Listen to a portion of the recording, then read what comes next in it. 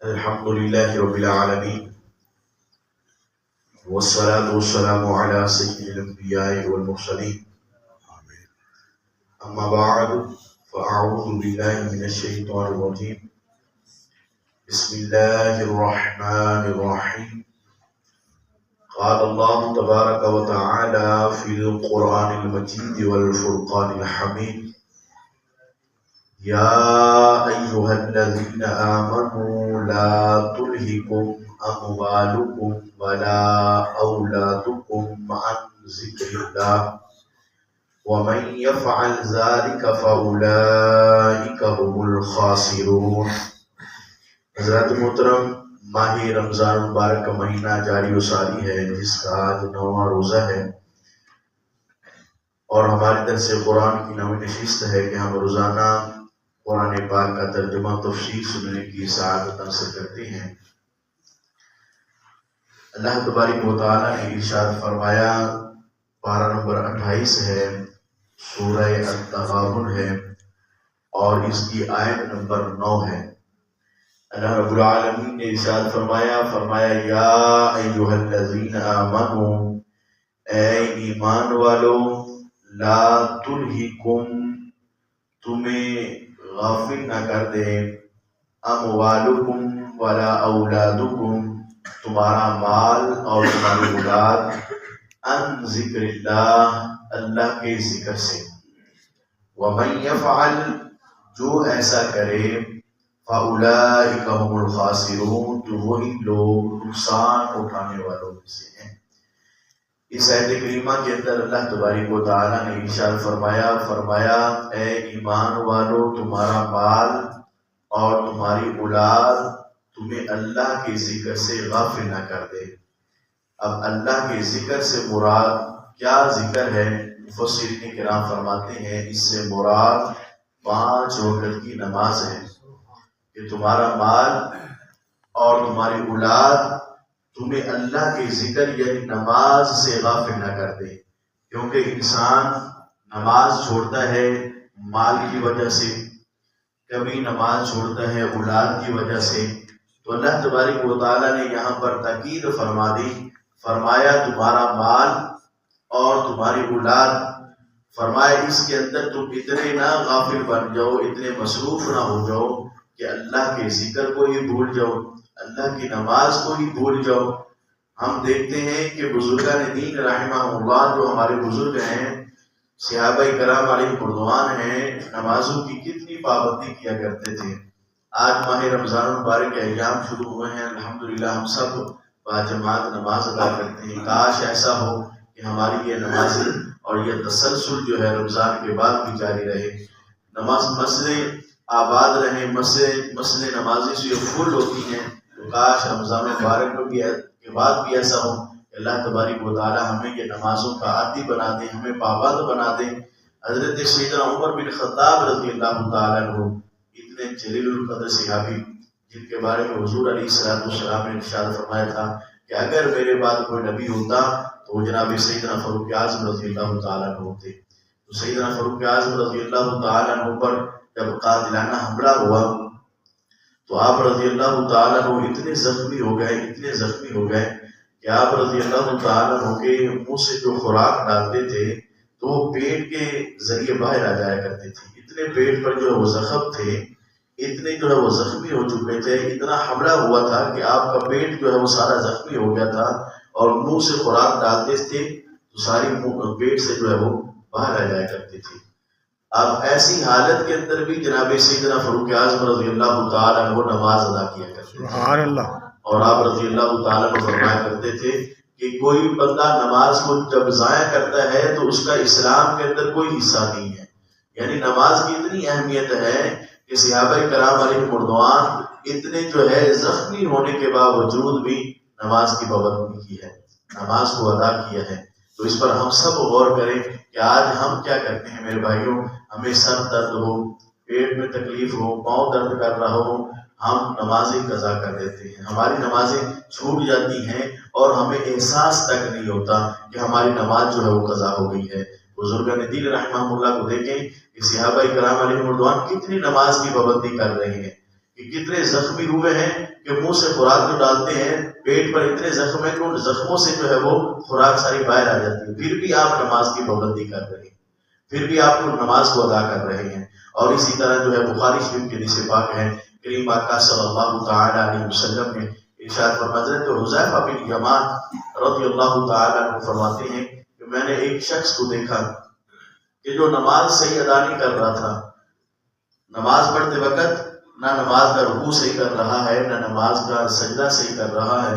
حضرت حذیفہ بن یمان رضی اللہ تعالی عنہ فرماتے ہیں جب اس نے نماز پڑھی میں نے اس کو اپنے پاس بلایا، میں نے کہا بھائی یہ تو نے جو نماز پڑھی ہے اس طرح نماز پڑھ رہے ہو تو اس طرح نماز تو نہیں ہوتی، نہ رکوع صحیح کر رہے ہو نہ سجدہ صحیح کر رہے ہو، تو فرمایا اس طرح تو نماز نہیں ہوتی۔ فرمایا اگر تم اسی طرح جو ہے وہ مر گئے تو دین محمدی صلی اللہ علیہ وسلم پر تمہارا انتقال نہیں ہوگا۔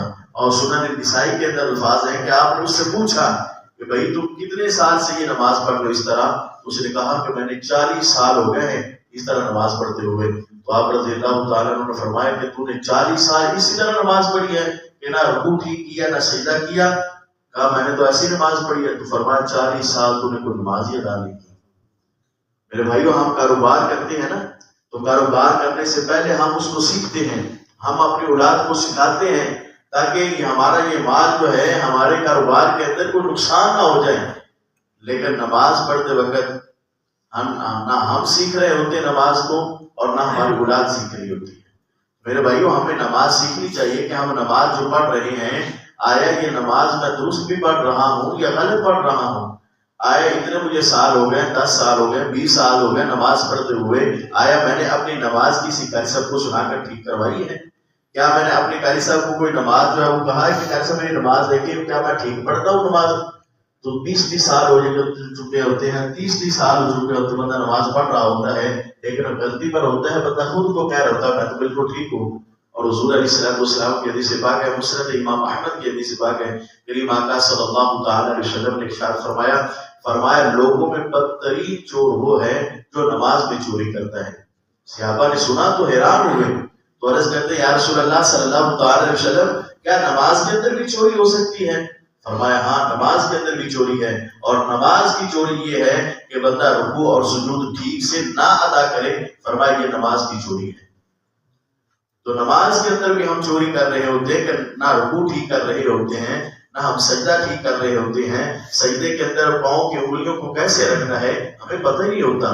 میرے بھائیوں کتنے نمازیوں کو میں نے دیکھا ہے، کوشش کیا کریں کہ جب ہم نماز پڑھتے ہیں سجدہ کرتے ہیں تو سجدہ کرتے وقت پاؤں کی انگلیوں کا لگنا یہ ضروری ہے، یعنی ان کا قبلہ کی رخ ہونا، یہ 5 انگلیاں جو ہمارے پاؤں کی ہیں تو اس کا 5 انگلیوں کا لگنا یہ سنت ہے، اور 3 کا واجب ہے اور 1 کا لگنا فرض ہے۔ اور میں نے کتنے نمازوں کو دیکھا ہے کہ سجدہ کرتے وقت پاؤں کو اٹھا لیتے ہیں یا انگلیاں ٹیڑھی کر لیتی ہیں، تو ایسے نہیں کرنا چاہیے۔ سجدہ جب ہم کریں تو ہم اپنی 5 انگلیاں کوشش کریں کہ سنت کے مطابق جو ہے ہم ان کو دبا کر رکھیں، ان کا پیٹ جو ہے وہ زمین پر لگے، ان کا رخ جو ہے وہ بالکل زمین پر ہو، اس طرح ہم دبا کر رکھیں، یہ سنت ہے کریم آقا صلی اللہ علیہ وسلم کی۔ اور اگر 5 نہیں لگا سکتے 3 انگلیاں لگانا یہ واجب ہے، اور واجب کا حکم یہ ہے کہ اگر کوئی نماز کے اندر واجب رہ جاتا ہے تو پھر ہم سجدہ سہو کرتے ہیں، ٹھیک ہے، اور سجدہ سہو نہیں کیا تو پھر ہماری نماز بھی نہیں ہوگی۔ تو اب سجدہ اگر ہم نے اس طرح کیا کہ ہمارے پاؤں کی انگلیاں نہیں لگی تو ہمارا واجب ترک ہو گیا ہے۔ اب واجب ترک ہونے پر اگر ہم نے سجدہ سہو نہیں کیا تو ہماری نماز نہیں ہوگی۔ تو کوشش یہ کریں کہ جب ہم سجدہ کریں تو بالکل پاؤں کی انگلیاں جو ہیں ان کو 5 انگلیاں ہیں ان کو دبا کر رکھیں، ان کا پیٹ جو ہے زمین پر بالکل لگائیں، اور یہ سنت ہے۔ اور 3 انگلیاں لگانا یہ واجب ہے، اور 1 انگلی یعنی انگوٹھا جو ہے وہ لگانا یہ فرض ہے۔ تو میرے بھائیو یہ نماز کے اندر یہ چوری ہوتی ہے کہ جب ہم نماز کو صحیح طریقے سے ادا نہیں کرتے، نہ رکوع ٹھیک کر رہے ہوں یا نہ سجدہ ٹھیک کر رہے ہوں، تو یہ نماز کے اندر چوری ہے، جو کریم آقا صلی اللہ علیہ وسلم نے صحابہ کرام علیہ رضوان کو فرمایا لوگوں میں بدترین چور وہ ہے جو نماز میں چوری کرتا ہے۔ تو فرمایا نماز کی چوری یہ ہے کہ بندہ رکوع نہ ٹھیک کرے نہ سجدہ نہ ٹھیک کرے۔ تو فرمایا ہمیں جو ہے نماز درست طریقے سے جو ہے پڑھنے کا اسلام میں فرمایا گیا کہ ہم نماز پڑھیں تو درست طریقے سے ہم اس کو ادا کریں۔ تو یہاں پر بھی اللہ تبارک و تعالیٰ نے نماز کا بھی ذکر کرتے ہوئے ارشاد فرمایا یا ایھا الذین آمنوا لا تلھکم اموالکم ولا اولادکم عن ذکر اللہ، اے ایمان والو تمہارا مال اور تمہاری اولاد تمہیں اللہ کے ذکر سے غافل نہ کر دے.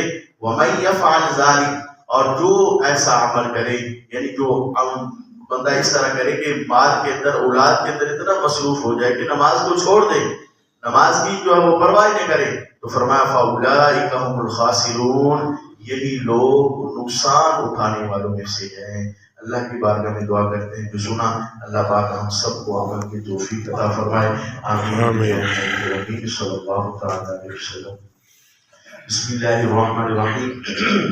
اللهم صل على سيدنا ومولانا محمد وعلى آل سيدنا ومولانا محمد وبارك وسلم عليه. اللهم ربنا آتنا في الدنيا حسنة وفي الآخرة حسنة وقنا عذاب النار. آمين. اللهم ربنا ظلمنا أنفسنا وإن لم تغفر لنا وترحمنا لنكونن من الخاسرين. آمين. اللهم ربنا اغفر لنا ذنوبنا وكفر عنا سيئاتنا وتوفنا مع الأبرار. آمين. يا عزيز يا غفار يا رب العالمين.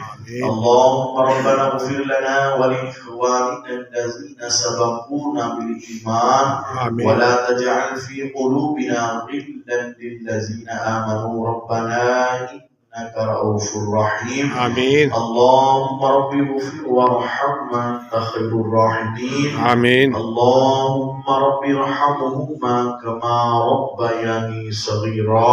آمين. صلى الله تعالى على رسول خير خلقه محمد وعلى آله وأصحابه أجمعين برحمتك يا أرحم الراحمين.